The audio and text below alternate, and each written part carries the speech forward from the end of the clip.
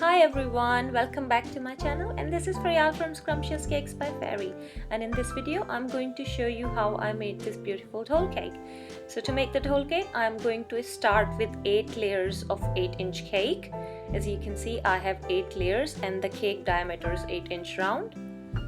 I am going to fill the cake with jam and buttercream. I keep making sure that my cake layers are aligned with each other. I usually like to put a thin layer of jam, as you can see in my video.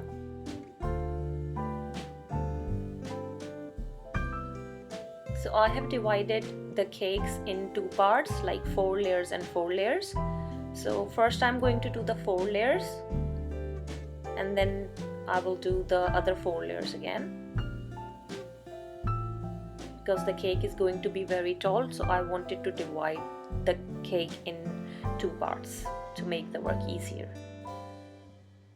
So every time I add the cake layer, I make sure that all cake layers are aligned.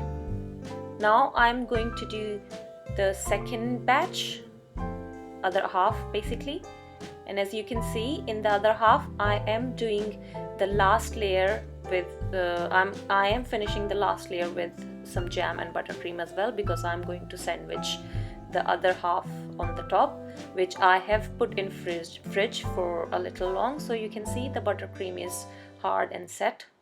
Now I'm making sure that the cake is leveled, and now I'm going to push a thick cake dowel in the center of the cake, which will hold all the cake layers in place.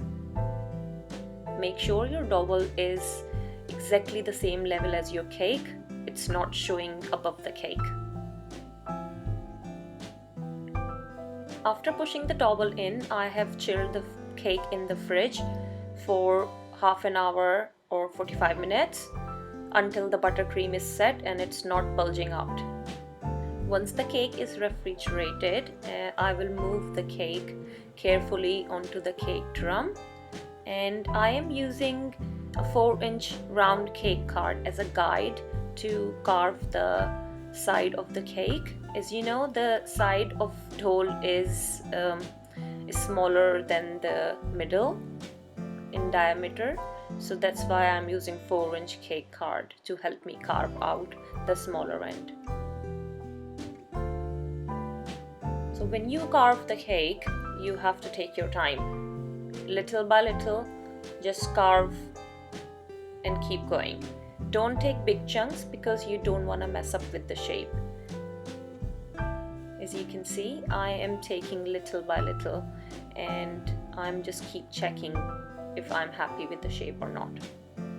So it's purely love of labor, so take your time, don't mess up with your cake, and take small chunks at a time.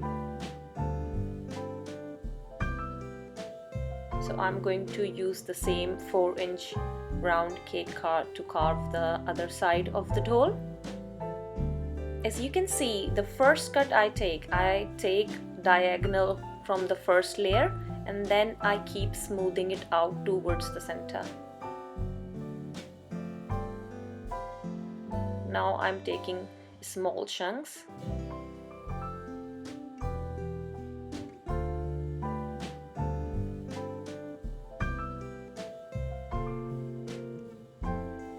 And I'm keep holding the cake card until I am happy with the round shape of the dhol.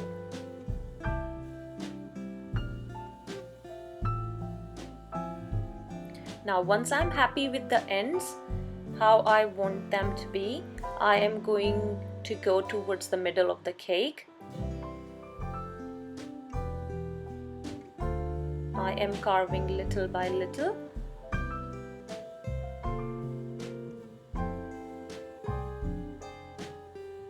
To carve the center, it's not a difficult job. You just need to smooth the cake layers, basically. As you can see now, the ends are smaller than the middle.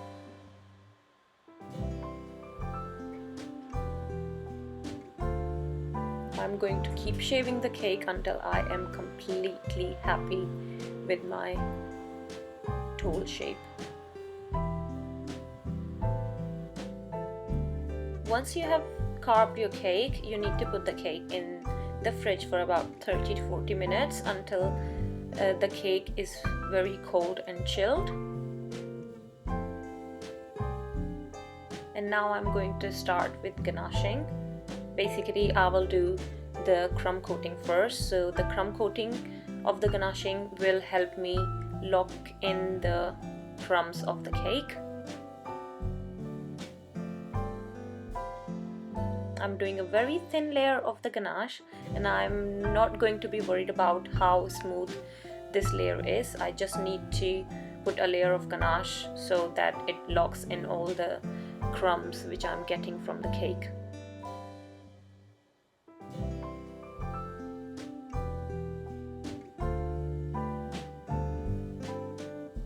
I'm making sure that every side of the cake and every corner of the cake is covered in that thin layer of ganache. You don't want to miss any place.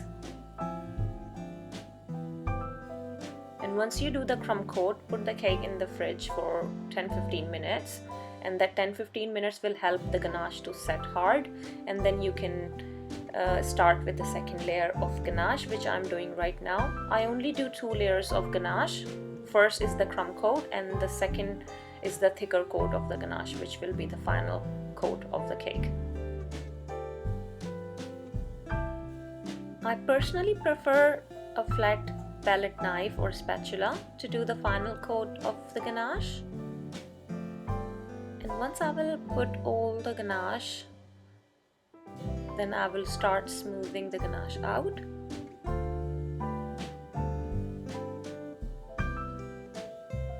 I will smooth the ganache from my palette knife as much as I can, and then I will move to the acetate smoothers.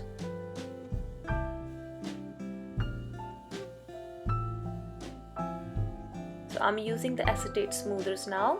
The acetate smoothers are made from acetate sheets, and they can help you smoothing out very odd shapes. As you can see, the acetate is changing the shape according to the shape of the dhol and smoothing it out very nicely. So this is my favorite tool of caking, the acetate smoother. I can use it for ganaching, I can use it for smoothing the fondant. It's very helpful. So now, once I have done the cake top, I am going to do the sides, and I am again using the acetate smoothers to smooth the sides of the cake.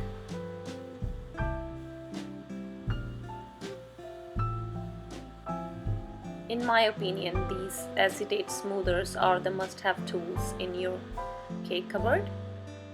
So once I smooth the cake out and I'm happy with the finish of the ganache, I will chill the cake in the fridge for half an hour. Once the ganache is firm, I'm going to mark the cake in 3 parts. I am taking 4 inches on the sides and about 6 inch in the middle. For the middle, I'm taking the green fondant and I am measuring it from the tape, the width and the length. So I am 100% sure how much I have to roll the fondant. I'm measuring the fondant to make sure that I have the right size. I'm brushing some water on the dhol cake, and this water will help the fondant to stick onto the ganache. So just brush a thin layer of water, not too much, just a thin layer.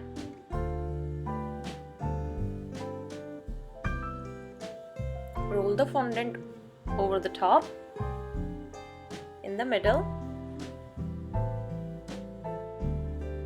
and use the smoother to smooth the fondant out to make sure that there is no air bubbles in the fondant. To cut the edge, I use the acetate smoothers because they can go so deep underneath the cake, and at the same time if I push the fondant hard, that smooths out the fondant edges as well.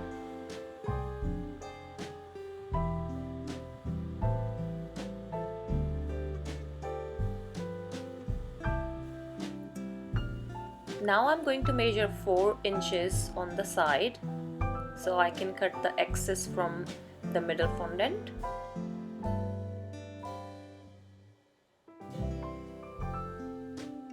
So I keep marking with a little distance.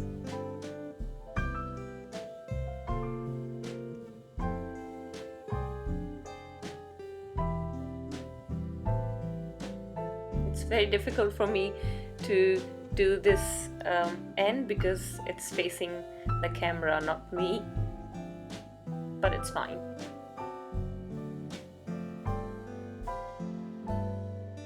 So I'm marking the other side as well.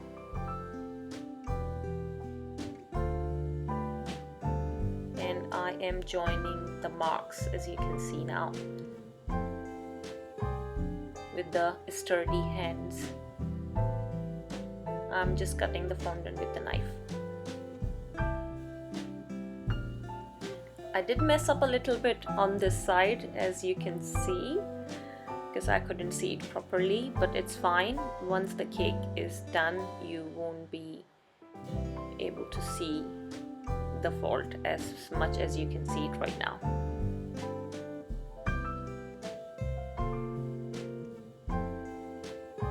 Obviously you won't be facing the camera, so it will be easier for you when you are doing it. So you keep measuring with the measuring tape so you don't mess up with the fondant trimmings. So once your fondant is trimmed, brush the other half of the cake with some plain water. I'm using this beautiful bright pink color for the sides of the cake. So once I have rolled out the fondant, I'm going to roll the fondant over the top of the wet cake, and I'm smoothing it out by my hands to make sure we have no air bubbles underneath. As you can see, the meeting point of the green and pink fondant, I am going to take that as a guide, and I'm using a sharp knife to go over it, over that mark, to cut the excess pink fondant.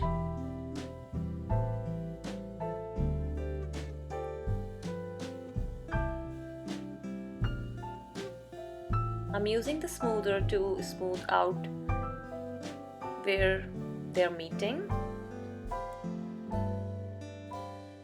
so the green and the pink fondant all in one level.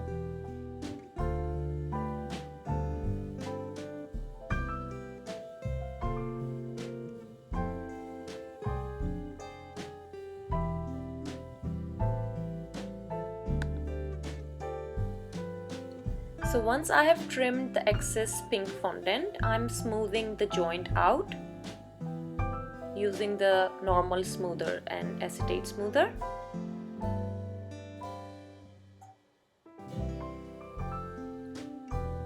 Now I'm going to move on the side of the cake so I can trim the excess pink fondant from the round side of the cake. So I'm going to do the same thing to do the other half of the cake.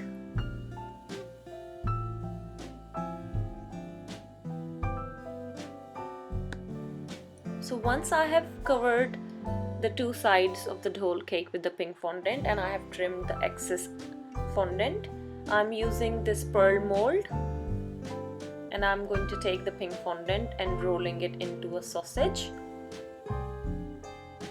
I dust the mold first with the icing sugar so the fondant doesn't stick to the mold and comes out easily.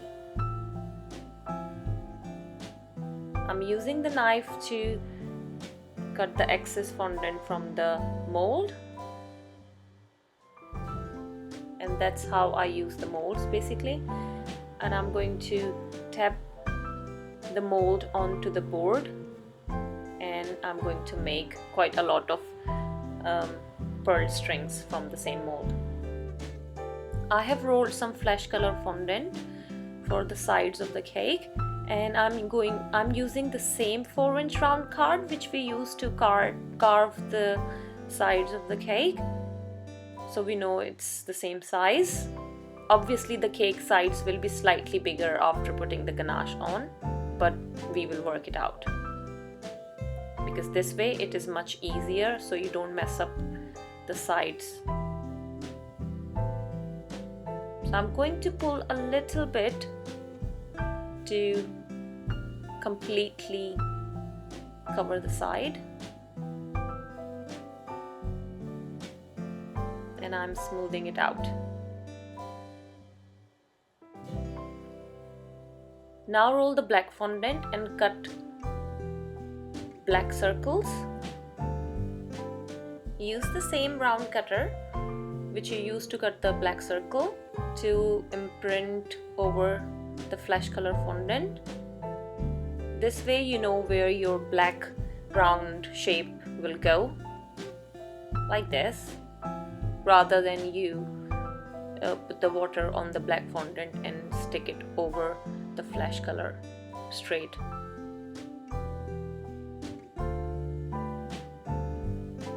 Cover the other side of the cake the same way, and now I'm going to move on to the joints. So I'm putting some glue, edible glue. You can use plain water as well. Just put this plain water or edible glue on the joints, and I'm going to put those pearl beads over that joint. So those pearl beads are going to hide the joint, which doesn't look nice at the moment. So once they are covered with the pearls, you won't be able to see it.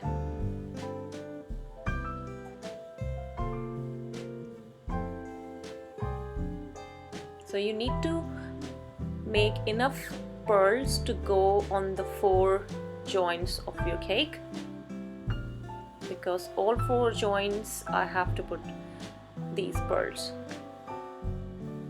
The reason I'm using the same color pearls, that once I paint over the pearls with luster dust, if I miss any corner or any part of the beads to paint, the base basically will hide that fault.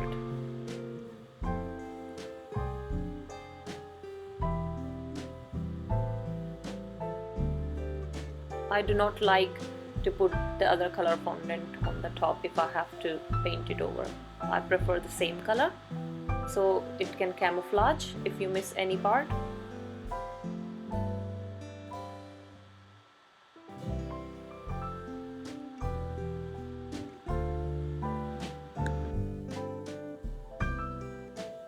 So once the beads are done, I have taken all the molds out which I need to make the main design of the cake.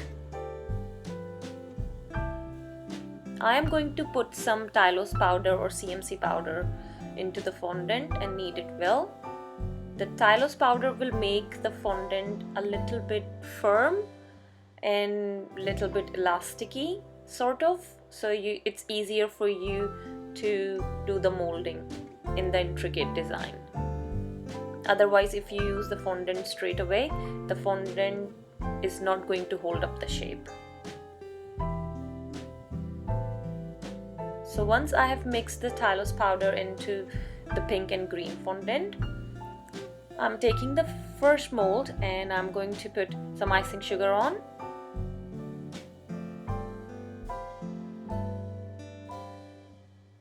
I'm making the center design, so I'm using the green fondant for that. I'm pushing the fondant in,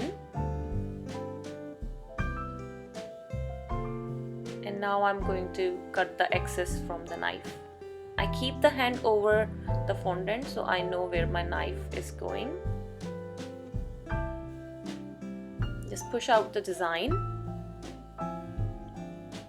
To make the design, you have to map out the design first You have to keep in mind what you are making and how big is that going to be. So sometimes I use the molds, and then after I use the molds, I actually customize the design. As you can see, I'm chopping some bits off from the design. So I'm using the edible glue to stick the design.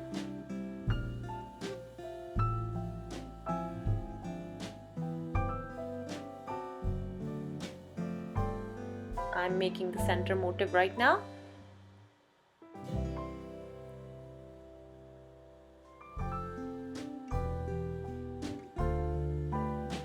I like to join different mold designs and make it as a one piece. So once it's finished, you won't be able to tell that it's not a one piece, it's multiple pieces. It gives the impression that it's one piece. That's why I chopped off the bottom bit of that design to make sure that it connects to the center brooch. Now I'm using a different mold.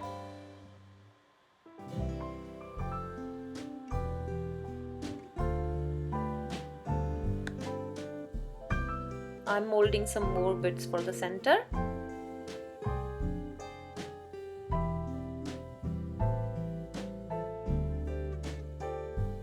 So now I'm moving on to the side design and using the pink fondant for that. Always map out the design you want for the cake beforehand. It will be easier for you to work. So I'm pushing the fondant into the mold and then again using the knife to get a nice smooth cut.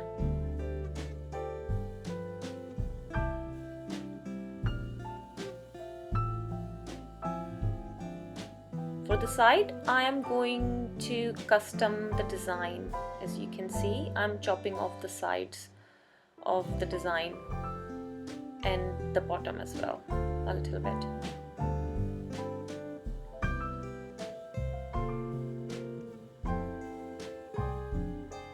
Now I'm using a different design to complete the side.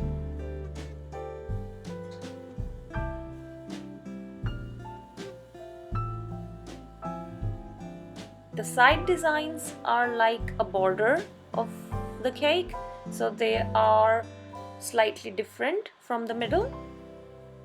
But I am using a couple of molds from the middle so you can match out the center and the sides as well. And it won't look awkward.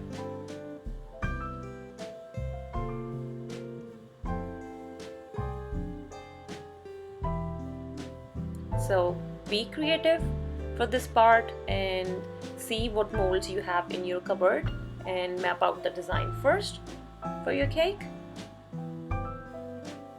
I would suggest to always make some extra pieces when you are doing it, because when you are putting the designs on the cake, you might mess up few pieces or might break, so it will be very handy if you have some extra. Now I'm using another scroll mold to make more for the side.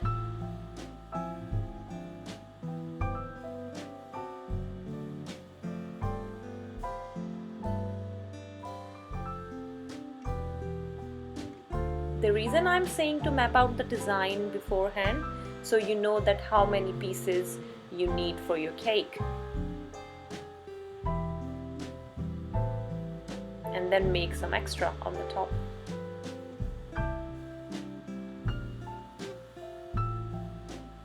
I like using quite a lot of molds, so when I put them all together, they look really nice.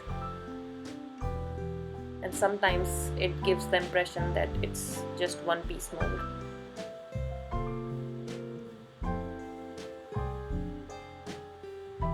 Some of these molds I bought here in UK, and some of them are like from Kekisu or other brands, and some I bought from AliExpress.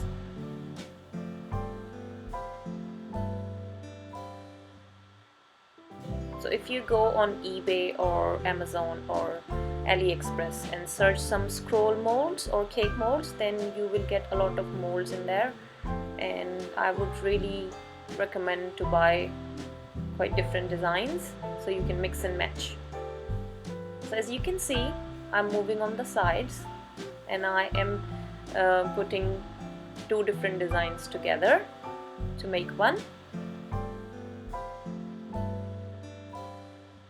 Now I am going to put the scrolls, which I molded from two different molds.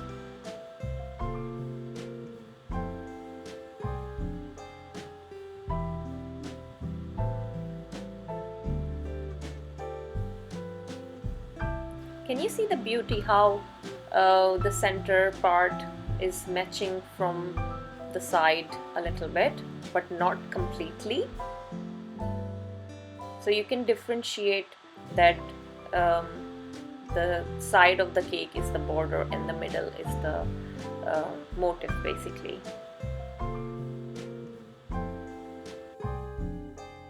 So I am finishing off the center motif with some extra bits to make it bigger.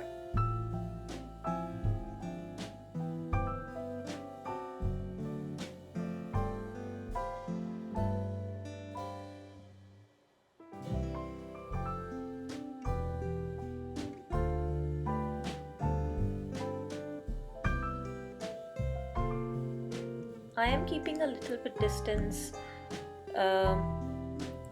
from the center motif, as you can see. Now I'm going to roll a white fondant and cover the cake board. So I have just used a wet tissue to make the cake board sticky for the fondant, and I'm going to make the effect of fabric on the cake board. It is a very forgiving technique, I would say, because if you have any imperfection in the fondant, you can easily hide by doing a fold. So if you are covering the board with the fondant and you get a tear, then you can easily hide it. You just make a fold over and that will hide your tear or any imperfection in the fondant.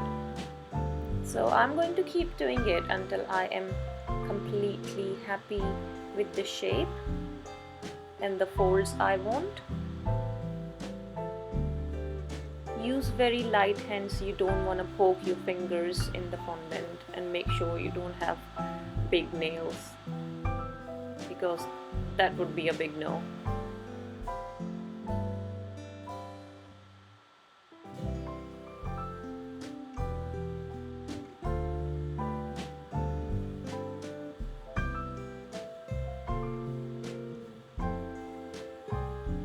So once I'm happy with the folds and shape of the fondant, I will cut the excess from the knife. Now I'm going to work on the side section. Please excuse my hand because I cannot stop it coming in the way of the camera. So when you do the other sections, so the overlapping fondant, you have to fold it in to hide the joint, so you won't be able to tell that okay, there is a joint. It will hide underneath the fold. As you can see, I'm folding the edge of the overlapping fondant, so it gives the impression that it's just one piece of fabric. I'm using the fingers to push the fondant underneath the cake a little bit, so you don't see the silver cake drum, because that won't look nice if I miss a part. So I covered both the sides and section, and now I am covering the front of the cake.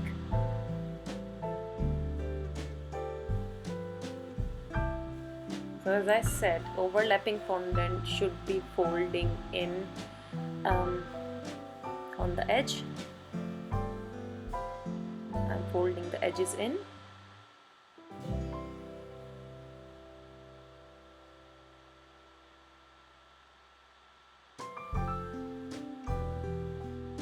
You can easily hide imperfections in this technique.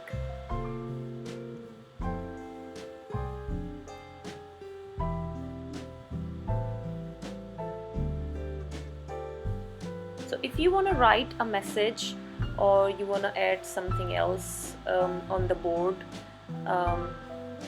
then I would suggest to keep the center of the board a little, straight. Do not make folds in the center. So then you should be able to have a flat surface where you can add your lettering or writing or whatever you want to add. Now I'm making some letter molding. I'm using Martha Stewart mold for the message. As I said, I like to use the same color fondant if I am using the molds. Here you can see the part where I have to paint over, I'm using the same white fondant. And I'm using 2 scroll molds to make the ends of the message. Now I have mixed some gold luster paint with lemon extract, and I'm painting over the molds I've used over the cake. It's a little time consuming, so take your time and do a nice job when you're painting. You don't want to mess up, because erasing the mistake of the luster is really hard, trust me. So use a fine brush and keep painting. So if I miss any part to paint, it won't show up because I have used the same color fondant. It will camouflage with the base. So I painted the message in gold as well. I also made this mehndi cone out of fondant, and I used some edible pearls to give the extra dimension to the design, and I really like the look in the end after using the beads. So I hope you like this tutorial and you enjoyed watching this video. If you liked it, please don't forget to give me a thumbs up and subscribe to my channel, and see you in the next video. Bye!